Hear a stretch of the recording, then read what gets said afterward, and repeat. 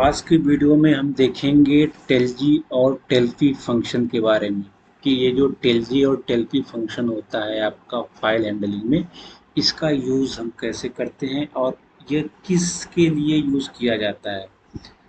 Let's see. तो यहाँ पे देखो, इसके बारे में मैं थोड़ी सी जानकारी दिया हूँ कि जो आपका टेलजी फंक्शन होता है defined in I stream class. जो आई स्ट्रीम जो क्लास था, मैं बताया था कि ये आपकी फाइल को रीड करने के लिए आप इस क्लास का यूज़ करते थे। और इसका जो प्रोटोटाइप होता है ये स्ट्रीम स्ट्रीम पोजीशन। तो इसका मतलब क्या हो, इसका मतलब ये होगा कि आपकी जो फाइल है, जो फाइल में जो एग्जिस्टिंग एग्जिस्टिंग जो उसमें डेटा है, वो उस फाइल के एग्जिस्टिंग डेटा के जो करंट कैरेक्टर को हम वहाँ पे उसकी पोजीशन को डिफाइन करने के लिए हम टेलजी फंक्शन का यूज़ करते हैं। कि जैसे मान लो कि आप अभी जो वहाँ पे एग्जिस्टिंग डेटा है, किस पोजीशन के कैरेक्टर के डेटा को हम रीड कर रहे हैं, उसके लिए हम यहाँ पे टेलजी फंक्शन का यूज़ करते हैं। और उसी प्रकार जो आपका टेलपी फंक्शन होता है वो आपका ऑफ स्ट्रीम क्लास के लिए यूज़ किया जाता है। ऑफ स्ट्रीम क्लास आपको बताया था कि ऑफ स्ट्रीम क्लास का यूज़ हम तब करते हैं जब हमें अपने फाइल में एग्जिस्टिंग फाइल में डेटा को राइट करना होता है। और इसका भी जो आपका प्रोटोटाइप होता है, जो रिटर्न टाइप होता है, वो स्ट्रीम पोजीशन, यानी कि ये भी आपके फाइल के अंदर के जो आपका जो डेटा होता है वो कि आपका इसमें ये बताता है कि जो आपकी फाइल है वो अपेंड मोड में है और उसका जो इनिशियल पोजीशन है कैरेक्टर का वो है कहाँ। तो ये चीज़ें आपको समझ में आई। अभी मैं ये चीज़ें आपको थ्योरेटिकली बताया हूँ तो वो चीज़ें आपको इतना रिलेटेबल नहीं लगा होगा। अब मैं इसे कोड के थ्रू समझाऊंगा तो चीज़ें आपको और अच्छे से क्लियर होंगी। अब हम इसके कोड पार्ट पे आते हैं और इसका कोड हम देखते हैं। हम अपने टेलजी फंक्शन को देखते हैं। यहाँ पे हम हेडर फाइल को इंक्लूड करेंगे।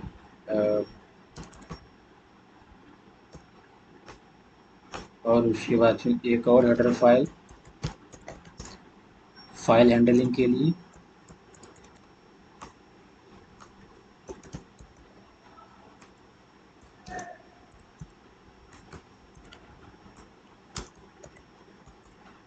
अब हम आते हैं अपने मेन फंक्शन में। देखो, तो आपको मालूम है कि आपका जो टेलजी फंक्शन होता है वो आपको आपकी फाइल को रीड मोड में एक्सेस करता है। तो उसके लिए हमें इफ स्ट्रीम क्लास को बनाना पड़ता है और मान लो उसका आर्ग्यूमेंट हम दे देते हैं या फिर, ठीक है। उसके बाद फिर इस फाइल को रीड मोड में ओपन करते हैं, फाइल का नेम और पाथ देते हैं। मान लो पाथ फाइल का है ABC और टाइप है TXT फाइल है और ये होगा डबल इन्वर्टेड कॉमा में।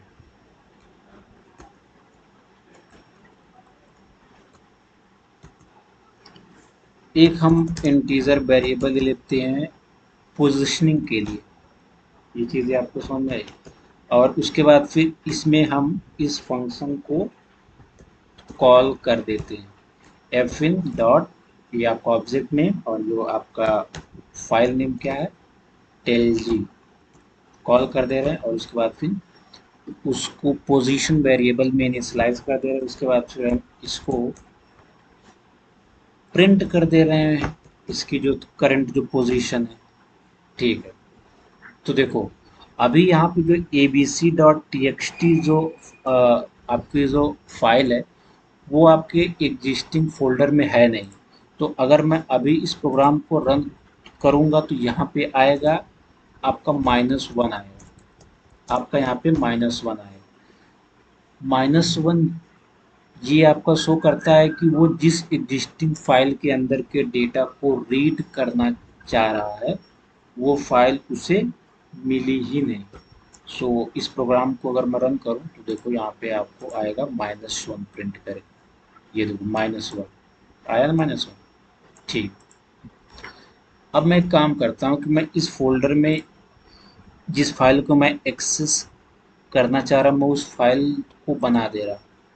मैं उसे मैनुअली क्रिएट कर दे रहा हूँ, ABC, और ये आपका टाइप है .txt फॉर्मेट। ठीक। अब मैं दोबारा अपने प्रोग्राम को अगर रन करूँ,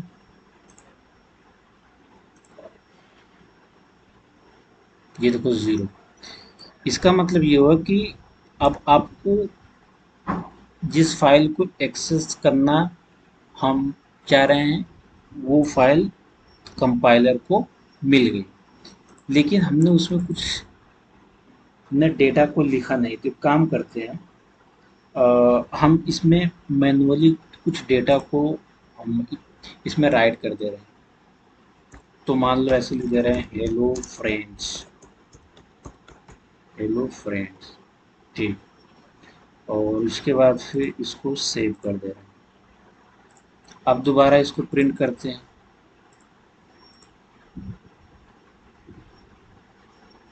तो ये फिर भी 0 प्रिंट कर रहा है।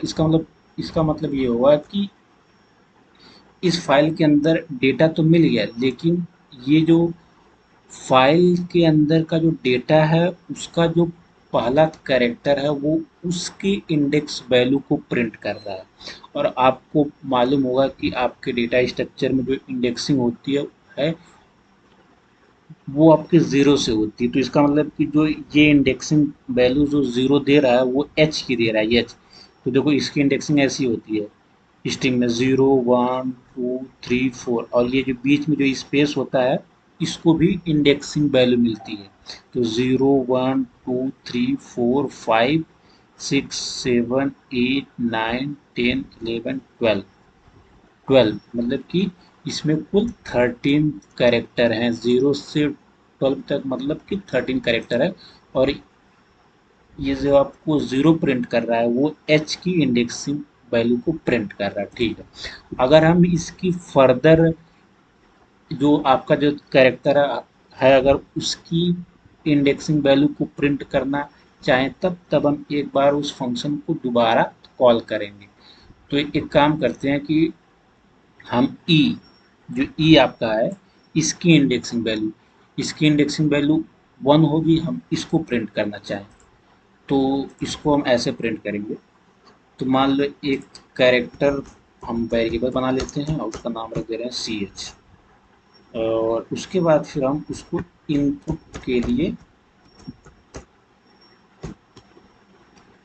हम उसको दे देते हैं। उसके बाद फिर हम दोबारा अपने फंक्शन को ये जो है कॉल करते हैं और उसकी वैल्यू को प्रिंट करते हैं।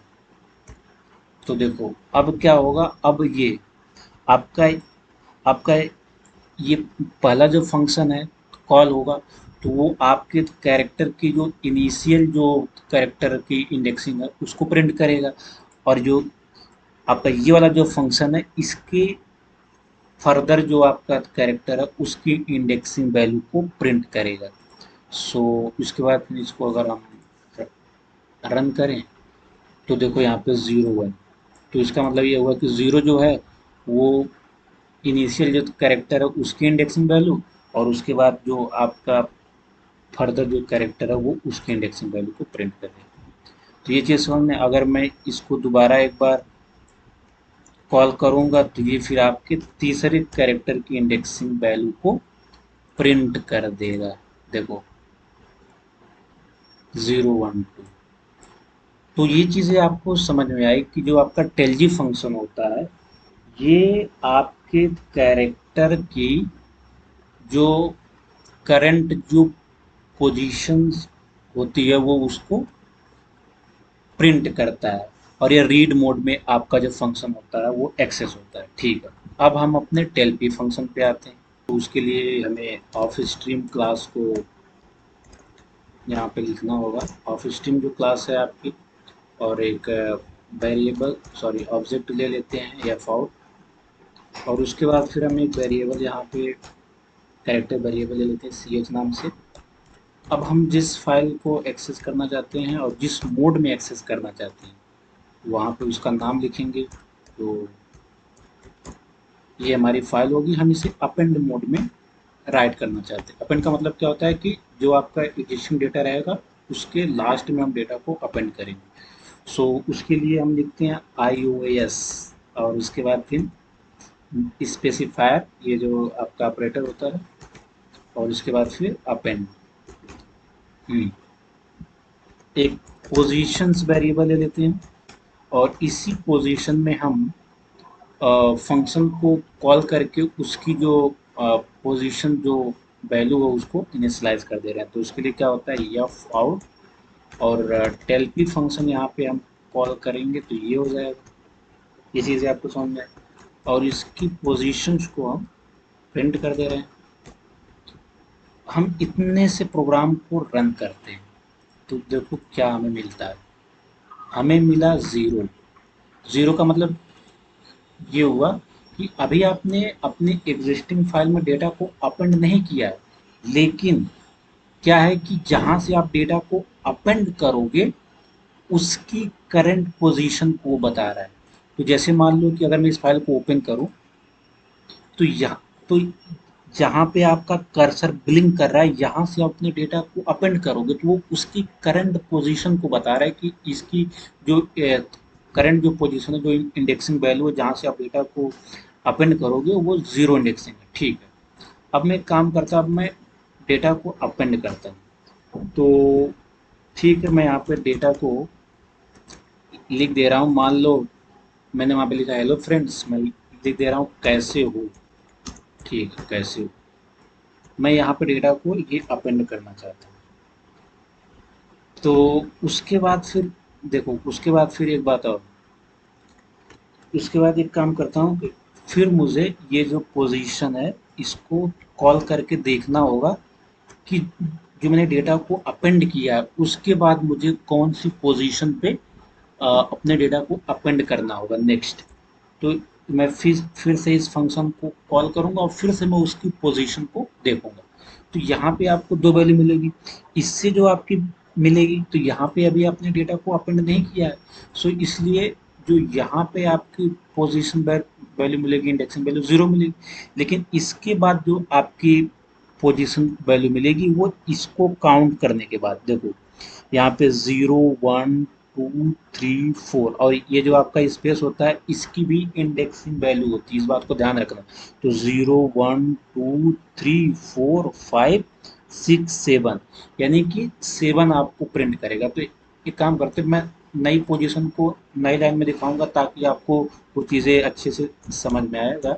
मैं यहाँ पे एंडल लिख दे रहा हूँ कि ताकि जो नई पोजीशन आपको दिखे वो नई लाइन में दिखे, आप अच्छे से उसे समझ लो। यहाँ पे एंडल हो तो देखो इसमें जो आपकी आएगी वैल्यू तो वो आपकी ज़ीरो आएगी, ठीक है।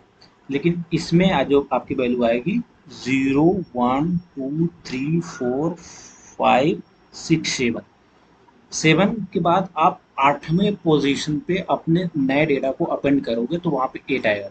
सो मैं इसको प्रिंट करके देखूँ अगर,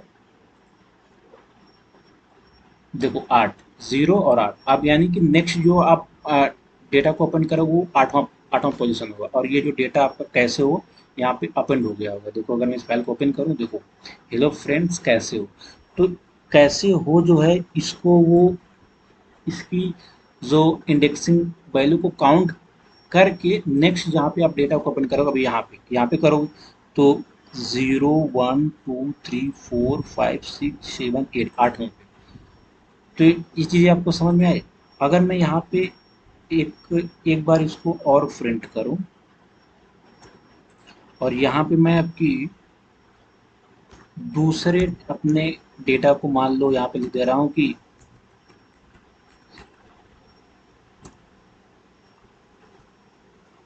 यू और इन सी प्लस प्लस, आप सी प्लस प्लस में, ठीक मैंने ऐसे कुछ भी लिख दिया।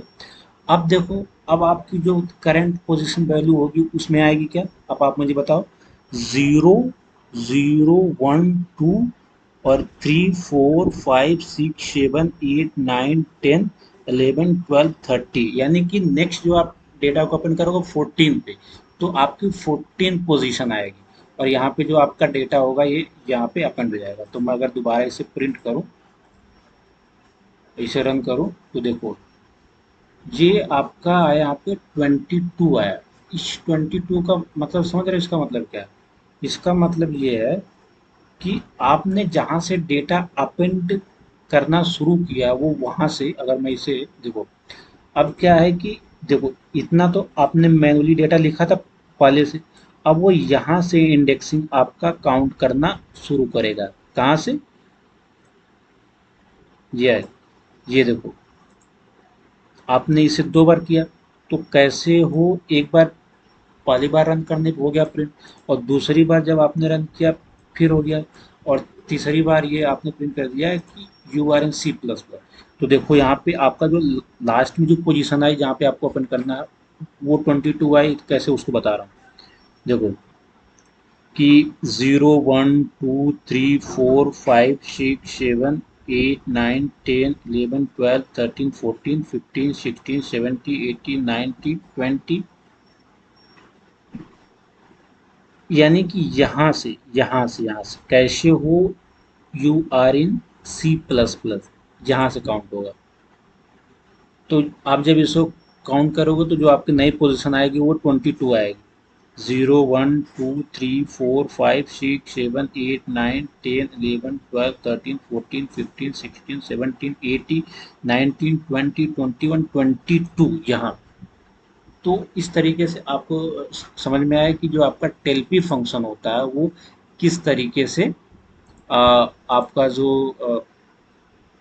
राइट मोड में डेटा को अपेंड करने की जो पोजिशनिंग है वो उसको उसकी वैल्यू को प्रिंट करता है। सो ये मेन डिफरेंस होता है आपका टेल जी और टेल पी फंक्शन में। सो आज के लिए इतना रखते हैं।